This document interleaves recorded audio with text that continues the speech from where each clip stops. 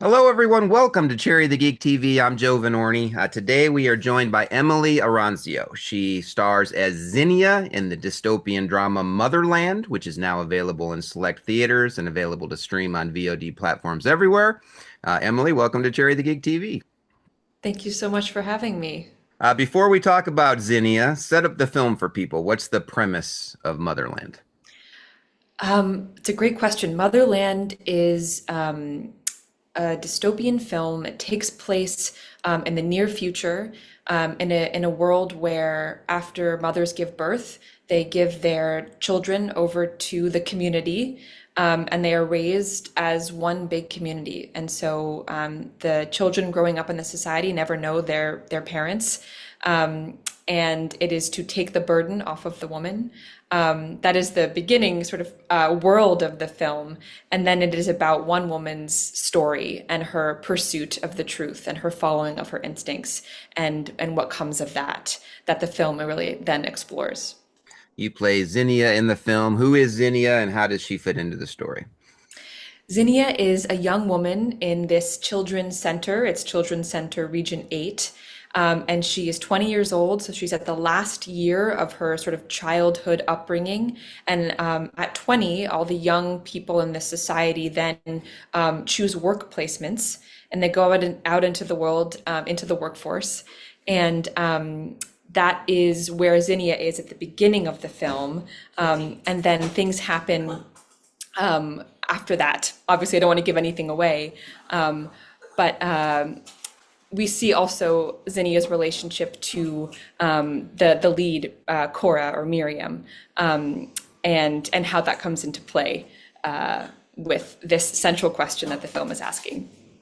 When you read the script by Nicole Swinford, what was it about the premise of the film and the character of Zinnia that appealed to you and made you want to be a part of the project?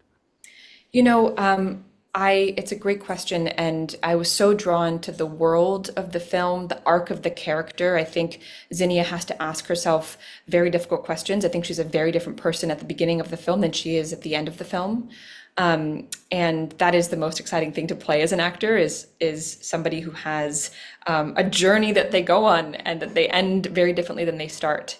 And it's really exciting to also be a part of a world that has a different set of rules, and it takes place in a different time, but that there are reverberations back to our society today. I was drawn both to the arc of the character and the world of the piece as well. Now, this is your first film. The director of the film, Evan Matthews, this is his first feature film. He's done some short films, but this is his first feature. Talk about working with Evan as a director. What was that experience like? And then what was the overall experience of making your first feature film?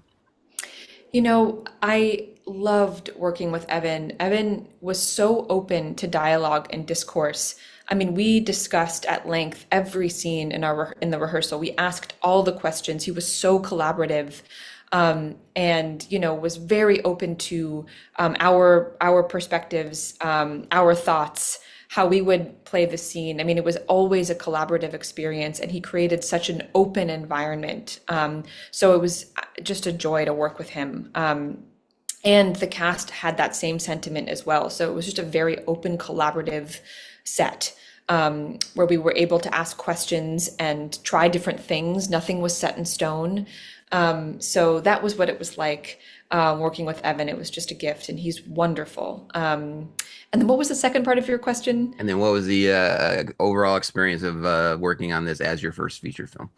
Yes, it was my first film, and so it was just a complete learning experience. I went in and treated it as such, and it was the best first film because everybody knew it was sort of my first experience, and they were so supportive and held me and carried me, and I felt like I could ask questions and make mistakes, and that was okay.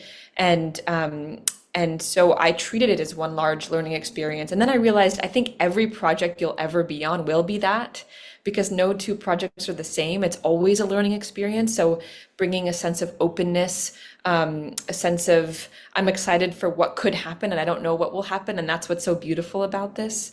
So that's what I learned from Motherland is that you're always learning and you will always have to bring an open mind to a project. So I will take that with me, moving forward.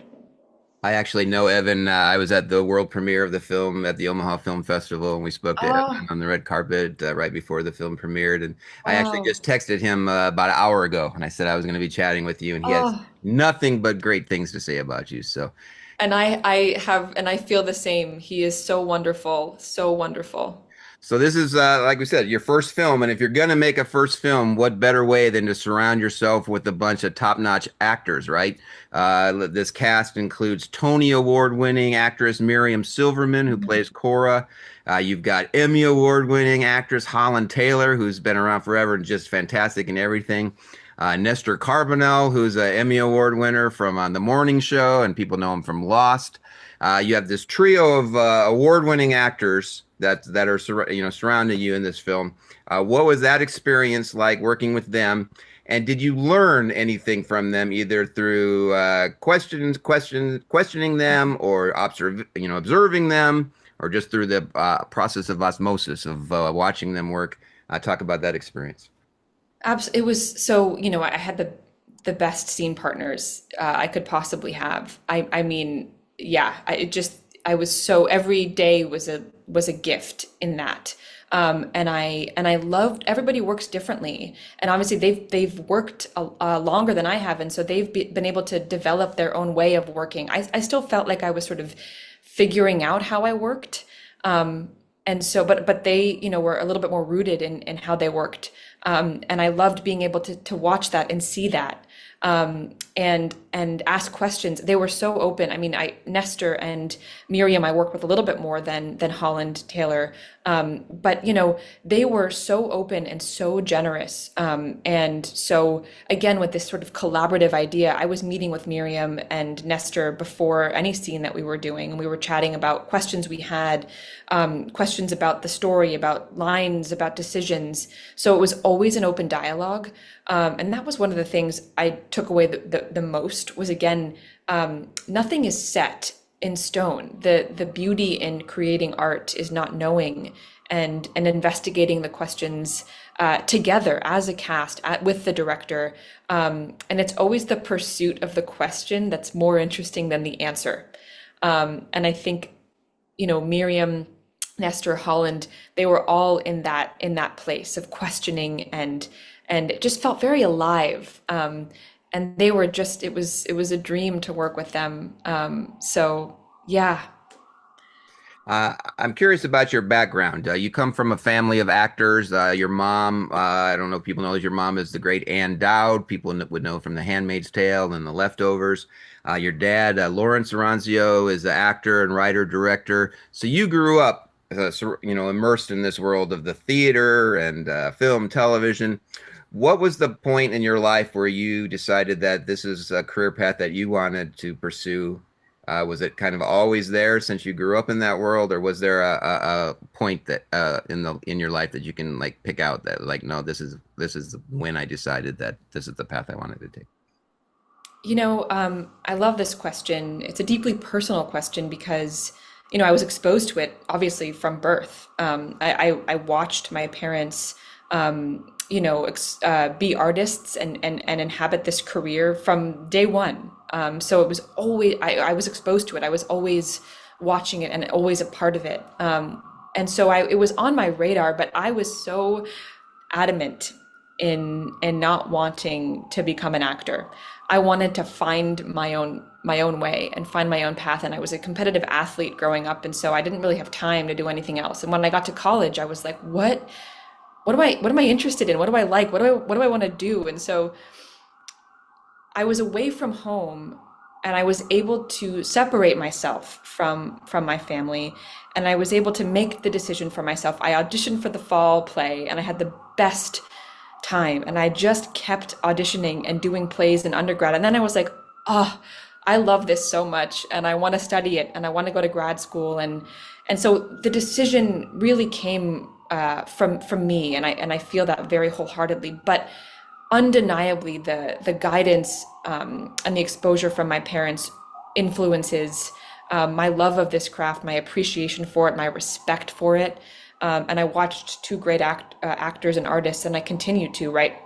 And that will, of course, be a part of my love for the work as well. But it was definitely a personal choice that I wasn't able to make until I was away from it in college. I'm wondering what the most challenging day of working on Motherland was like. Was there a scene or a day that was the most challenging? And then on the opposite end of the spectrum, was there a day or a moment or a scene that you thought was going to be a challenge going in, and then it happened to be like the most fun? Like, oh, that wasn't hard at all. This was what a great day this was. I love this question. I have two immediate answers that come to mind. I would say the most challenging day was one of my first days. We were filming a very sort of pivotal moment for the character at the end of the film, like on day two of filming, and it was very. I had never had to do that before. When you're in a play, everything is linear and consecutive, and suddenly I was having to play the end of the film on day two of filming, and I was like, oh my gosh, I knew that was how it worked, but I didn't realize I would have to do that. And so I remember I was really nervous, and I was really in my head, and I was afraid that I wouldn't be able to bring the truth and the gravitas of that reality for the character at the very beginning of the process. So I remember that was the most challenging day, but in a beautiful way, because at the end of the day, with the director and the DP, I was able to find it, and it was a lesson in that, the character is in you. If you've done the work and you know the world, even if you have to play the end of the film first, she's there. And so it was challenging, but it was a learning opportunity. And then the day that I was most nervous for, I mean, I don't want to give anything away, but you kind of see it in the trailer, so I think it's okay to say, like, I do give birth in the film. Again, that doesn't give anything away. I think it's clear in the trailer. And the circumstances surrounding that I won't give away. But I was very nervous for that day on set, just because I personally am not a mother and I haven't experienced giving birth. And I was afraid of that day, and it was one of the last things we shot, actually. But then, you're in the hospital room. There are newborn babies, that are there, and they have all the equipment, and you're on the bed, and I was like, and suddenly, you let the world inform you, and then it comes, and you trust yourself. And so it ended up being a lot less nerve-wracking than I expected it to be. And it ended up, again, being a really exciting day, because I thought, oh, okay, we did it, we got it. And even if I've never given birth, I can ask questions, and I can, get influence from other people and sources, and make that as truthful as I can. So those are two things that come to mind. Uh, Now that you got this first film under your belt, what's next? Is there anything you've got lined up, and are there any kinds of projects or roles that you personally want to pursue? Like, I want to do this type of film or this type of character in the future. I am open to everything. This was my first professional project after school, and I loved that it was a feature film, because again, I had never worked on camera, and then I was so eager to do more on camera work, and so I really look forward to that. I look forward to inhabiting more worlds with complex, deep themes, more characters with arcs like Zinnia's. To working with casts and crews like the people in Motherland, who were so collaborative and open and dedicated, whether that's on screen or on stage. That's what I want, and that's what I look forward to.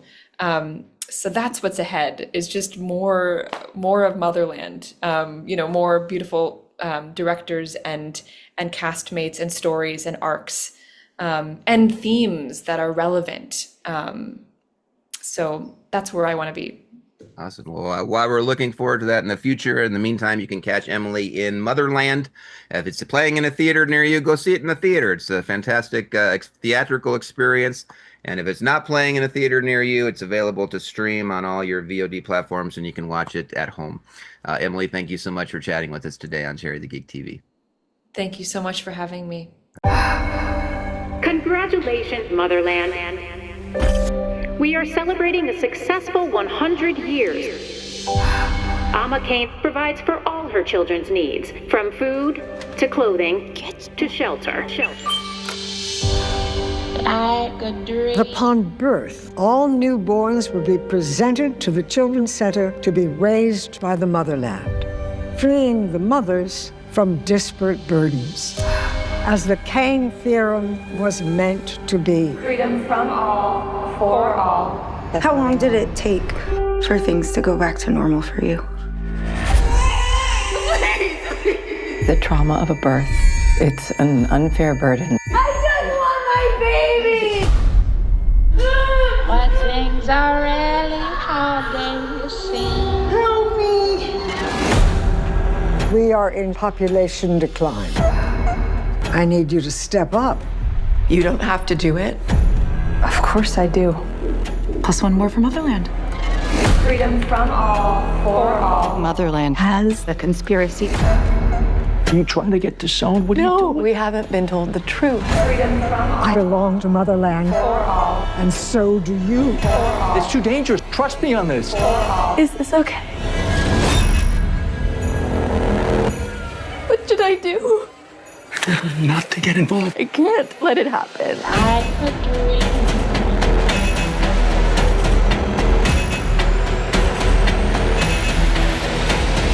Like a dream.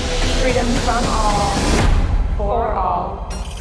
When things are really hard, then you sing.